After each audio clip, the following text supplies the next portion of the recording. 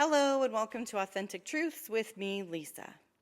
Today I am sharing my first authentic look into the journey of family addiction through the eyes of a mother.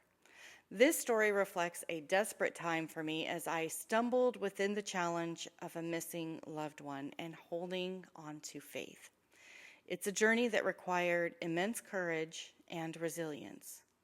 I titled this story, Facing the Giants. Let's go. I just want to come home. Addiction thrives off using manipulation, guilt, and blame to get what it wants. There's also playing on the parent's sorrows and fears. If it sees an open to pull on those heartstrings, it will. Recently, I've been desperate to confirm my loved one was still alive. And I am not unique. People everywhere are dizzy from the worry, from the life choices following chronic substance use. And lost in our fear, we use any method to find answers. So I began texting every number in my phone that I'd had contact from. And once again, it led me to the same response. They just want to come home. Of course they do. The uncomfortable reality of homelessness is crushing. Home is comfortable without worries about the dark, evil, and unknown on the streets. However, addiction brings dark and evil into the home. And that's a scenario that families everywhere must consider with a yes or a no. It's a decision that cracks your heart and permeates your mind daily. Can I live in the cycle of addiction ever again? No. Mentally and physically, I reached my limit. Anxiety paralyzed me to my couch in fear. Later, I found myself in an emergency room when my blood pressure reached new heights.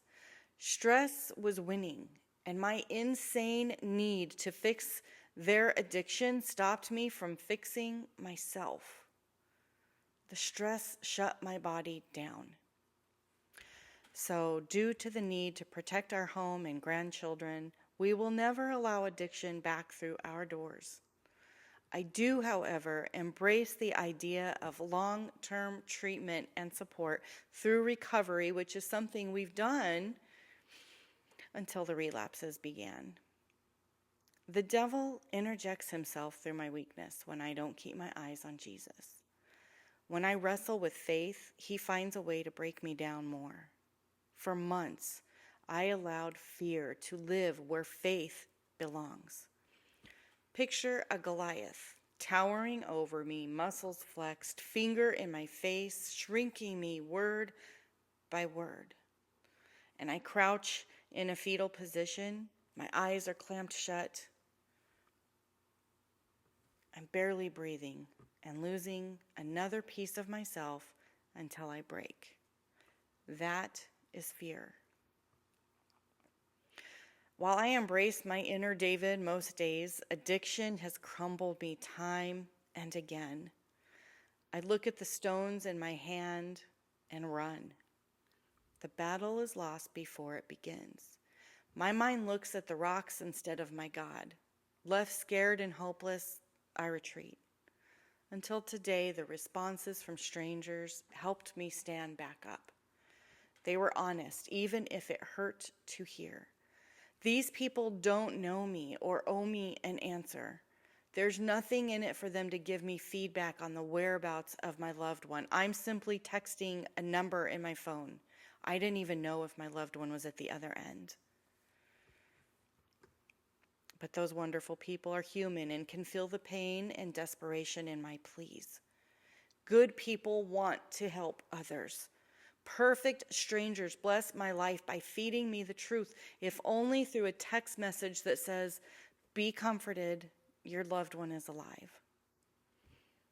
They didn't sugarcoat the situation. Some are brutally honest in sharing the ugly truth. At the same time, others stop responding to me at all. And I pray for them and hope they move on positively. It's a good day to hear from a former connection who says, I'm not on the streets anymore. I've got a job and I'm working a program. I'd love to hear from those seeking recovery. I usually share a word of encouragement and a reminder that each person is worthy and they've got this. We may never speak again, but they heard those powerful words from me only because I saved a number in my phone from a brief contact with my loved one. I woke up to a message today with those words, she just wants to come home. Unlike the other messages, it was an attempt to guilt me rather than comfort and calm my worry. Manipulation screams at me through a screen. Addiction will use whatever and whenever to get its way. There's only one path home, requiring intensive help I cannot provide. This underscores the crucial role of professional help in the recovery process, providing reassurance and guidance. I can't be the treatment program for the trauma of addiction or any other trauma of life. I'm not skilled in what it will take to heal these wounds.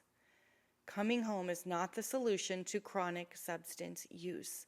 That fact consumes me day and night. It is my burden to carry. I wish my love could fix it all. See, I tried to be the program and failed miserably. Believing they are equipped, parents want to fix their child. They want to fix the whole situation. We've been doing it from day one. Addiction is not the flu or a scraped knee. It's not the thought of a scary monster in the closet. It is the monster within. Where addiction hides can only be reached by the person responding to it. They alone confront, fight, and overcome. The same place inside that controls them in addiction holds the key to their recovery. Parents are the cheerleaders on the sideline. We encourage the offense and the defense. We stay vigilant and never stop waving our hands and shouting words of hope and fire into the hearts of our loved ones. As parents, we never give up on our children. We give in to God and surrender. We release what we cannot control. Some days, we pick up the stones and listen to God.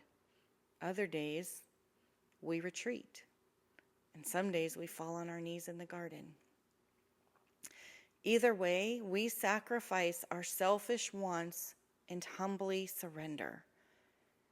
It couldn't have been easy for David to show up with stones and a slingshot and face an army with the most prominent and formidable soldier. Addiction is a Goliath. While we want to be the David, we are not. But we can face things like David did in humble faith, unrelenting bravery, and courage to believe. We wait for recovery on the sidelines.